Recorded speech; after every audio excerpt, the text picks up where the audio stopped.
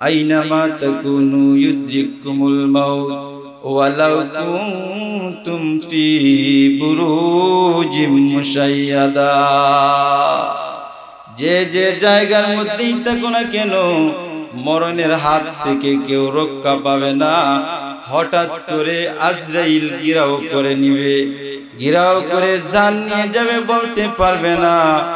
যেমনি ভাবে দেখেন মরণকে না ভয় করিয়া বাদশাহ হারুন রশিদ একটা বিল্ডিং নির্মাণ করেছিল।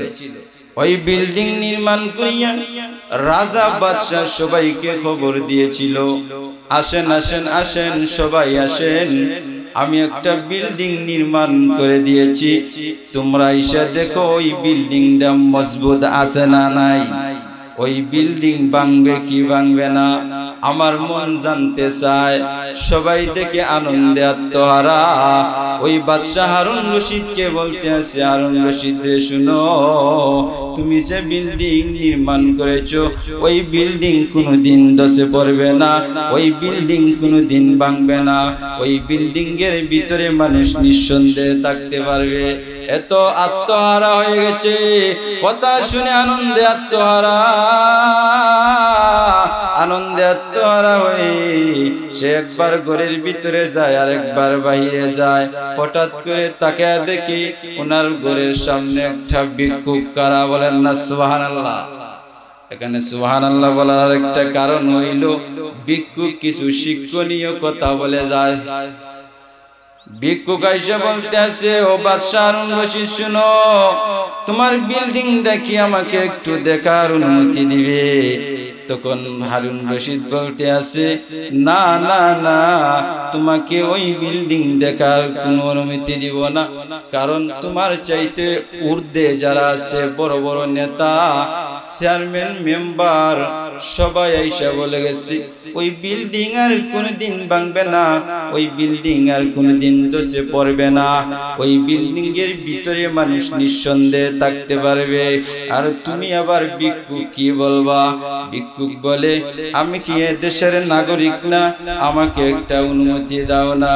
এমন কথা বলার পরে ওই দারোয়ান গুলো রাগান্বিত হয়ে গেছে। আর খলিফা হারুন রশিদ বাদশাহ হারুন রশিদকে বলতে আছে, ও হারুন রশিদ শুনো, আমাদেরকে অনুমতি দিয়ে দাও না, এই মুহূর্তে ভিক্ষুককে দ্বিখণ্ডিত করে দেই। কাহারও এত সাহস হয় না তোমার সাথে কথার মধ্যে এত বিতর্কিত করার। আর সাধারণ ভিক্ষুক এ কেমন কথা বলতে আছে? এমন কথা বলার পরে ওই ভিক্ষুক নীরব নিস্তব্ধ হয়ে গেছে।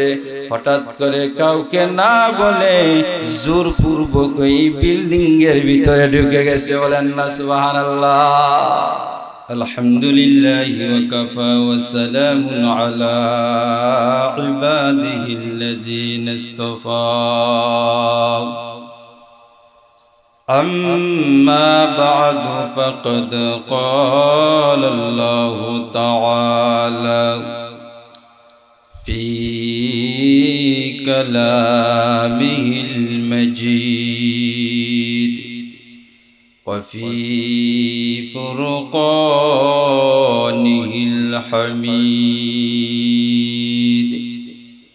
أعوذ بالله من الشيطان الرجيم.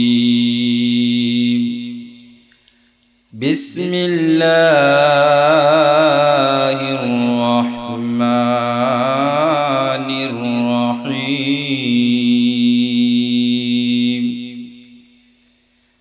أينما تكونوا يدرككم الموت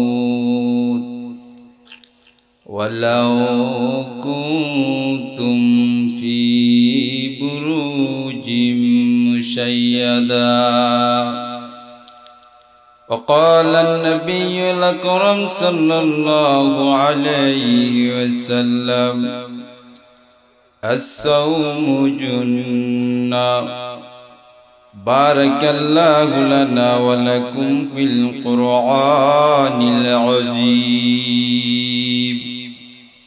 ونفعنا وإياكم بالآيات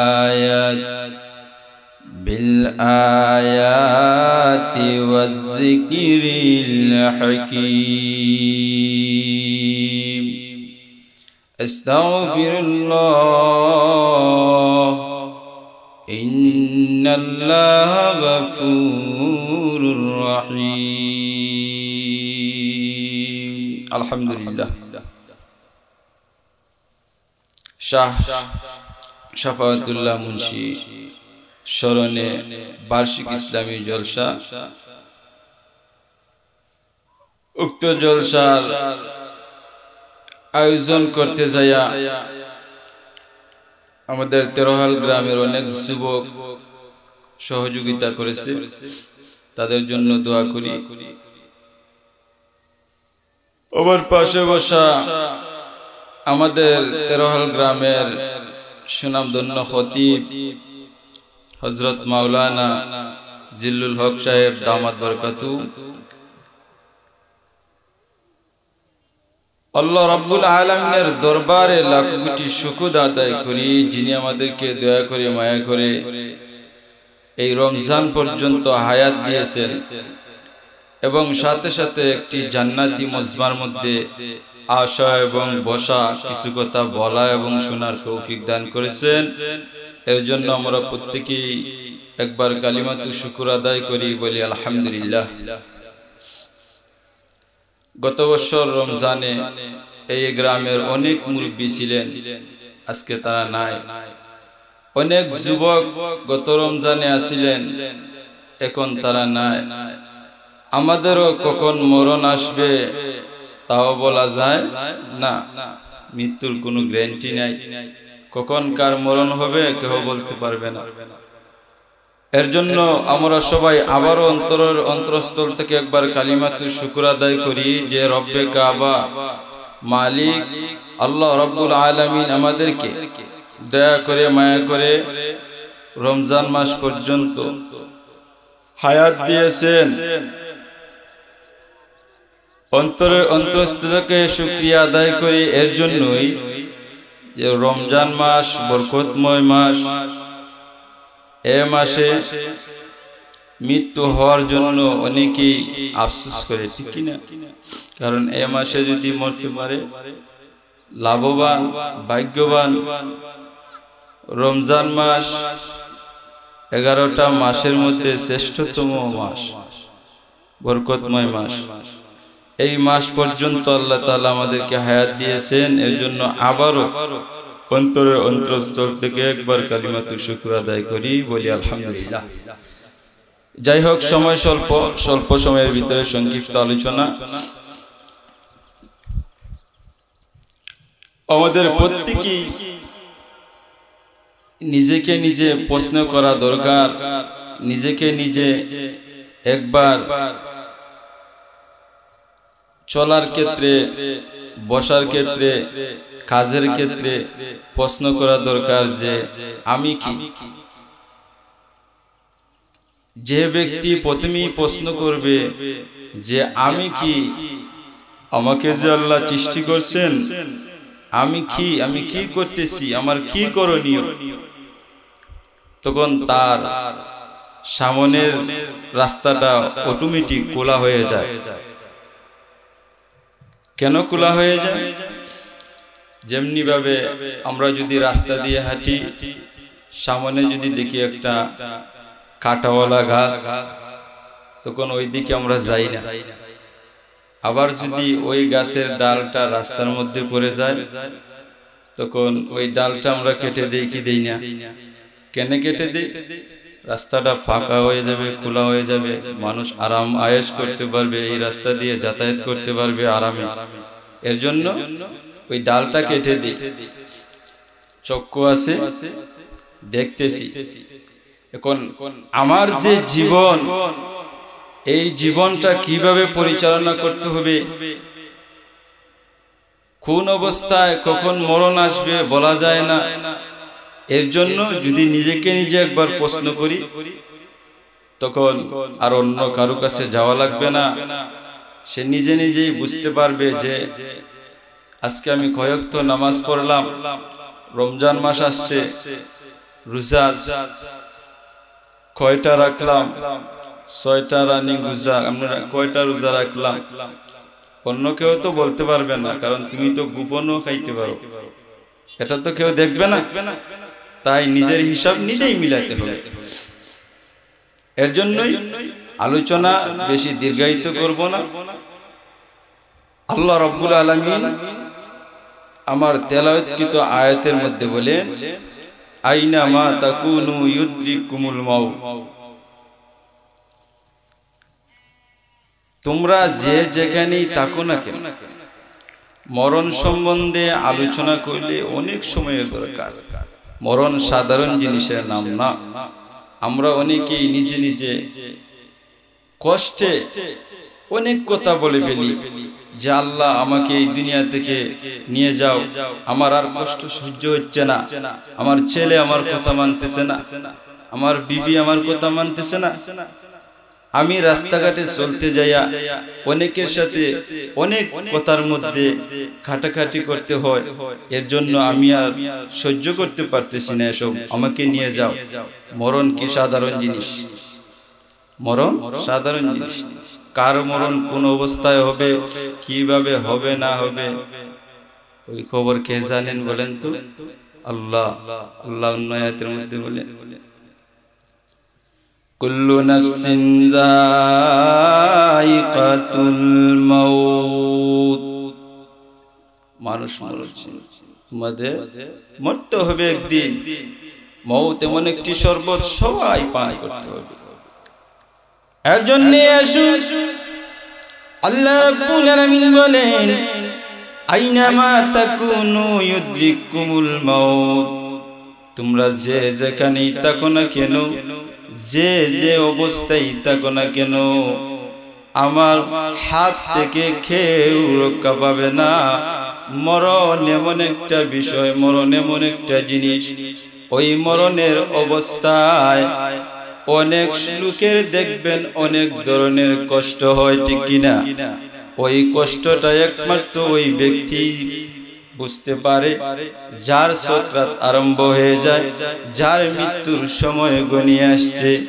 আর কেহ বলতে পারবে না, কারণ হলো একটাই, ওই লোকটা শুধু কাঁদতে পারবে, নিজের কষ্টটা এমন ভাবে বিলীন করে দিতে পারবে, চোখ দিয়ে পানির ফোঁটা গড়ায় গড়ায় পড়বে, আর লোকদিগকে দেখে বলবে, আহারে ওনার সন্তান তো এত জুড়ে জুড়ে কান্দে, বাবার জন্য তো এত কষ্ট থাকা দরকার।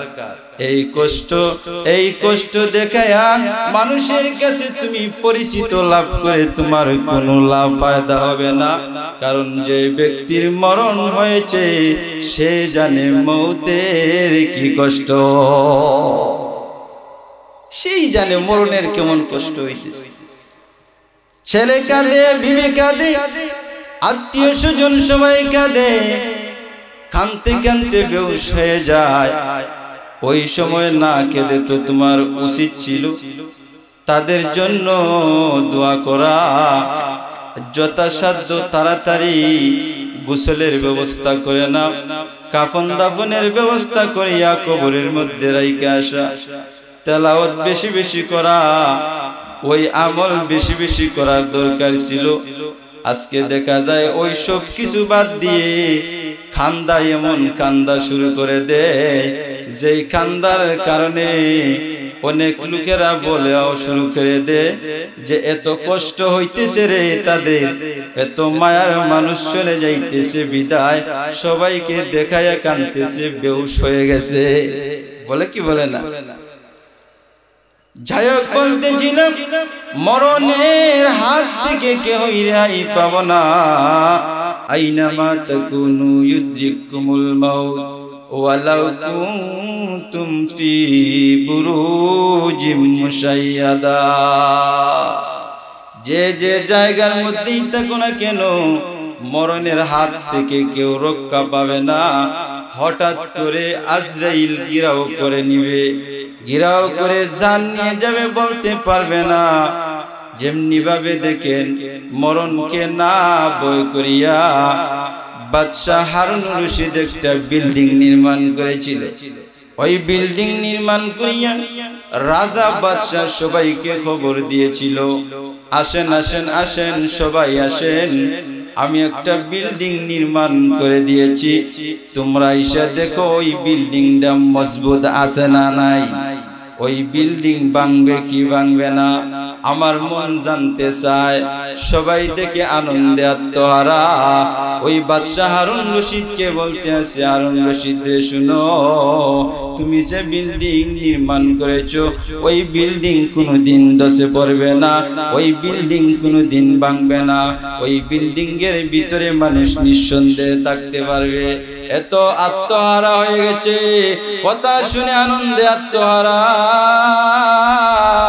আনন্দে আত্মহারা হয়ে সে একবার ঘরের ভিতরে যায় আর একবার বাহিরে যায়।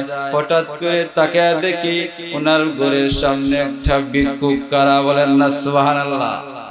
এখানে সুবহানাল্লাহ বলার একটা কারণ হইল ভিক্ষুক কিছু শিক্ষণীয় কথা বলে যায়।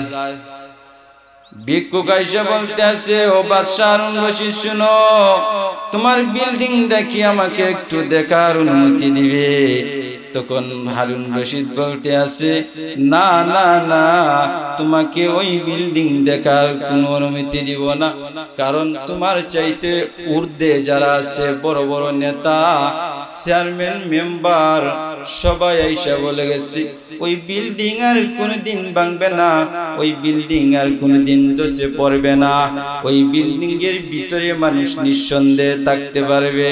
আর তুমি আবার ভিক্ষুক কি বলবা? ভিক্ষুক বলে, আমি কি এ দেশের নাগরিক না, আমাকে একটা অনুমতি দাও না। এমন কথা বলার পরে ওই দারোয়ান গুলো রাগান্বিত হয়ে গেছে।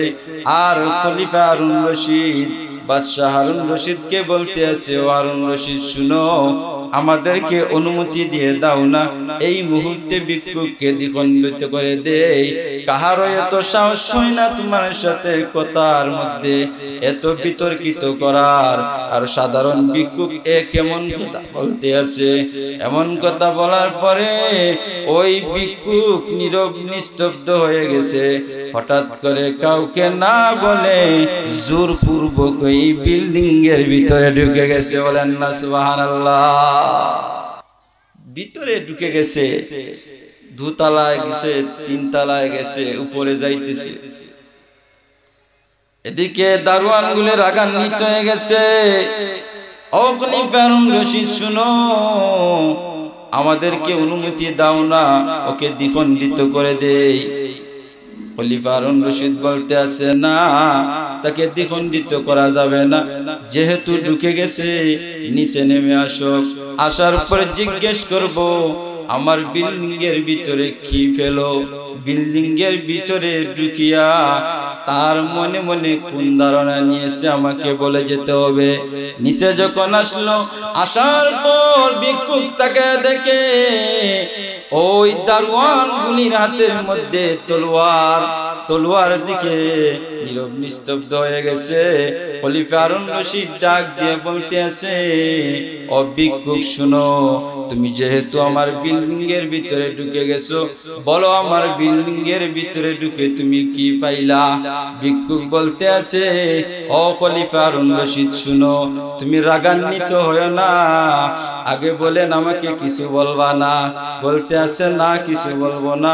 ওই সময় ভিক্ষুক ডাক দিয়ে বলতে আছে, হারুন রশিদ রে শুনো, তোমার বিল্ডিং এর ভিতরে তিনটা সমস্যা আছে। বলেন কয়টা? অবাক হয়ে গেছে, বুঝতে পারলাম না, তিনটা সমস্যা আমার বিল্ডিং এর ভিতরে পাইলো। কি কি সমস্যা বলো? যদি না বলে যেতে পারো তখন তোমাকে দ্বিখণ্ডিত করে দিব, আগ থেকে হুঁশিয়ার করে দিলাম, বলো তিনটা সমস্যা। তখন ভিক্ষুক ডাক দিয়ে বলতে আছে, ও খলিফা হারুন রশিদ শুনো, তুমি যে বলতে আসো লোক সকল তোমার বিল্ডিং দেখে বলতে আছে ওই বিল্ডিং আর কোনোদিন ধসে পড়বে না, ওই বিল্ডিং আর কোনোদিন ভাঙবে না। তোমার বিবেক দিয়ে তুমি একটু চিন্তা করো, আল্লাহ তাআলার পক্ষ থেকে যদি সাধারণ ভূমিকম্প এসে যায়, তোমার বিল্ডিং তো একটা সেকেন্ডের জন্য থাকবে না, ঠিক কি না? এখন হারুন রশিদ চিন্তায় পড়ে গেল, বুঝলাম না, অত সঠিক কথা বলতেছে।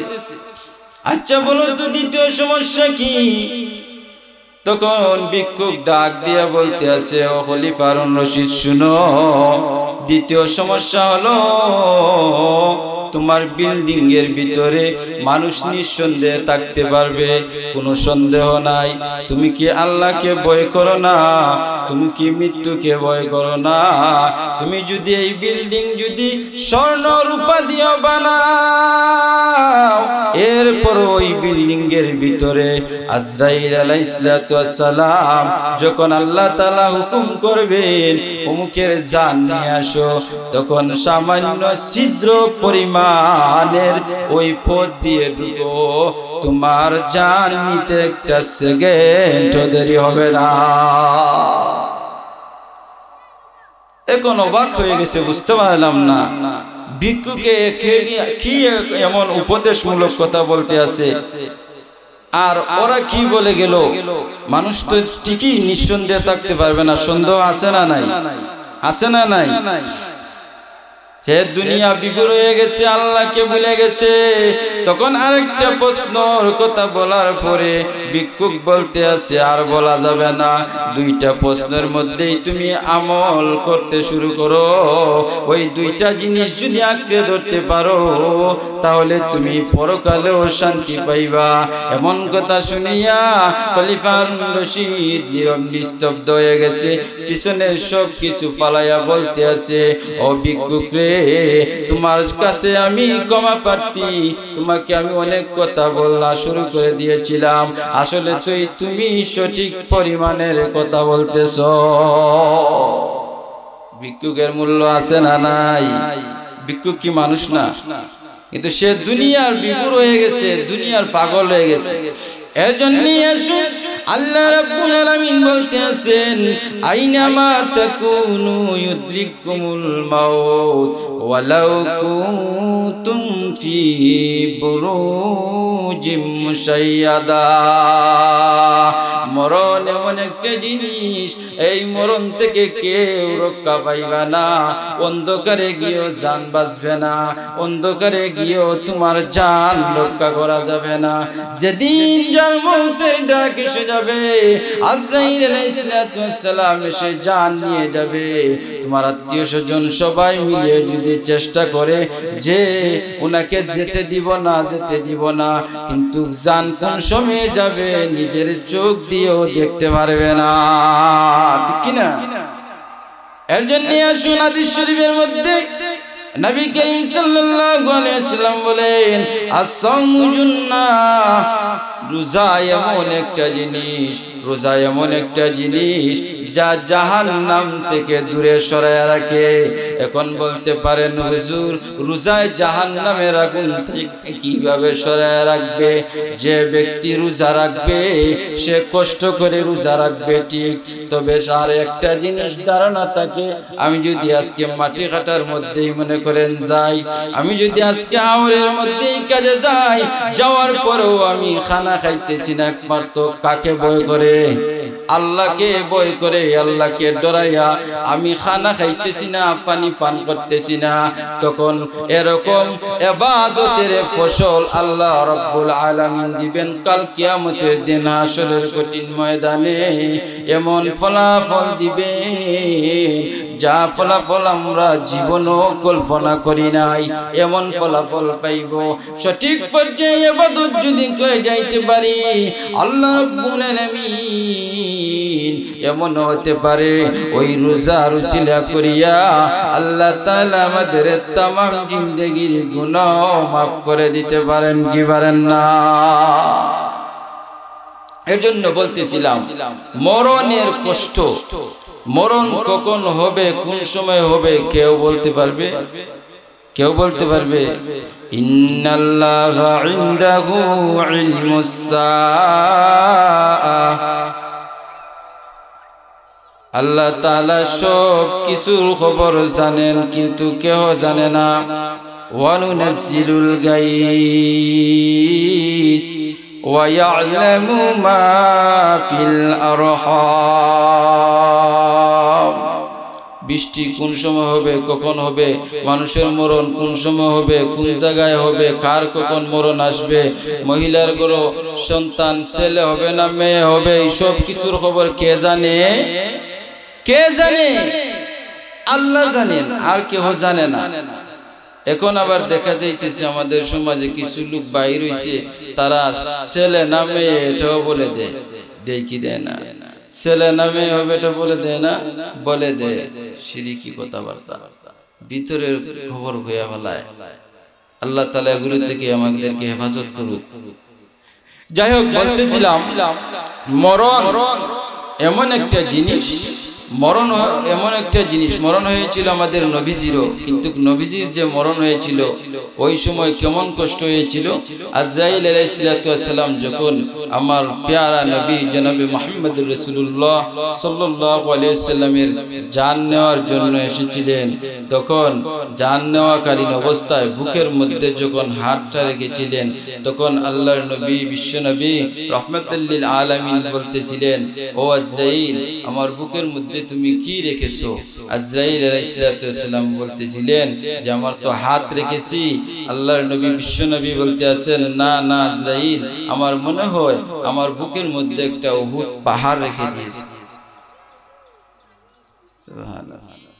এত কষ্ট আমাদের নবীজির যদি মরণের সময় এত কষ্ট হয়, আমাদের কেমন কষ্ট হবে বলা যাবে?